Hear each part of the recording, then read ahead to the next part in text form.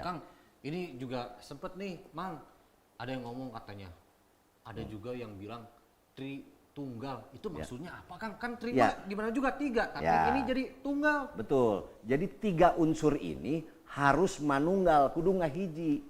Tadi tekad ucap lampahna teh kudu bener ngagulangkep gitunya. Kalau pernah kita dengar ada sebuah konsep yang disebut Trisakti zamannya Pak Soekarno, pendiri negara RI ya. Pak Soekarno itu agar Indonesia maju gitu, berdiri tegak, maka ada 3 ketentuan yang harus kita jalankan dalam sebuah program, disebutnya Trisakti ku Pak Karno mah. Naon cenapa nu kahiji daulat di dalam politik. Jadi pemimpin tuh berdaulat, bukan saya memerintahkan sesuatu karena harewos ada ancaman dari partai, bukan daulat atau ada ancaman dari asing. Sok siapa nyeun aturan eta mun teu dibom ku aing cek Amerika teh. Itu artinya kita tidak daulat. Makanya kata Pak Karno yang pertama berdaulat secara politik. Yang kedua berdikari. Berdikari ini istilahnya Pak Karno. Berdikari itu singkatan. Berdiri di atas kaki sendiri. Berdikari secara ekonomi. Tah ulah ngandalkeun batur. Da urang mah sagala geus aya nya, tanaman, pohon segala.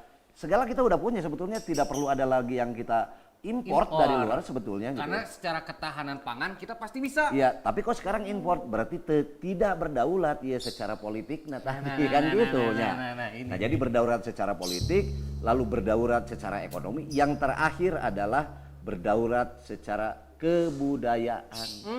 Nah, iya nu kunci budayanya, ekonominya dengan politiknya. Itu sudah disimpulkan sama pendiri bangsa kita padahal. Betul. Jadi berarti kurang lebih pendiri bangsa ini pakai nilai-nilai luhurnya, ajaran leluhurnya enggak? Saya jamin pasti pakai. Pasti itu teh. Pasti pakai.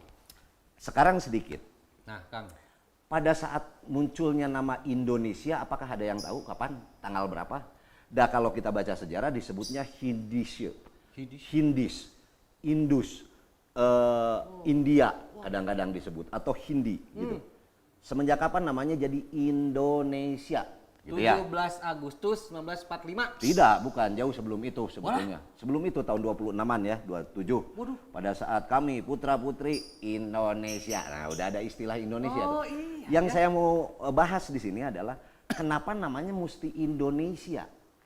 Indonesian C kan bisa. Indis C bisa. Indonesia hunkul bisa. Nah, kenapa, Kang? Nah, ini dimainkan di dalam yang disebutnya Puraga Basa, bermain huruf di situ. Ada 9 huruf yang dipakai. Coba huruf naon wae. I, N, D, O, N, E, S, I, A. Nah, 9 ini adalah proses kelahiran manusia di perut ibu. Ngaherang lumegang gumulung gumeter usik ngarupa 7 kolot 8 ngora 8 medal. Sampai manusia lahir itu ada 9 unsur. Ya. Jadi 9 itu perjalanan manusia menuju lahir. Ini diaplikasikan dalam pembentukan nama negara kita. Ngaranna naon? Indonesia. Indonesia itu apa wujudnya? Negara.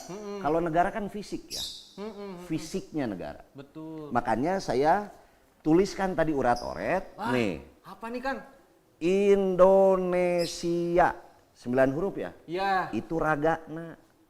Raganya kan fisik. Iya. Kan kudu aya nilainya. Betul. Harus ada nilai. Nilainya ini. INSOENDIA. Ini insundia atau ingsun. Ingsun teh nilai. Nilai. Lalu nanti harus ada yang mengajarkan aya rasana tadi resi teh. Eta INISOENDA atau ini Sunda. Kang, ini kata-kata ini hurufnya kalau dibolak-balik tetap jadi Indonesia. Ya kita buang aja huruf I, urang piceun di dianya I kita buang. Bener nggak nih 9 huruf? Buang. N kita buang, I lagi buang, I, S, E kita buang semua, N, yang N, O, Kang. A, O, 9 huruf. D juga yang terakhir. Yang terakhir D. Itu. Iya. Jadi membuat negara ini itu dengan konsep bukan asal. Hanya yang kita kenal sekarang cuman raganya saja Indonesia. Geus eueuh nilaina, geus eueuh nu ngajarkeunana, matak ngatog prinsipna teu puguh ka ditu ka dieu. Kitu kurang lebih. Geningannya karek geus apal maduh ngan karek apal we amang maduh.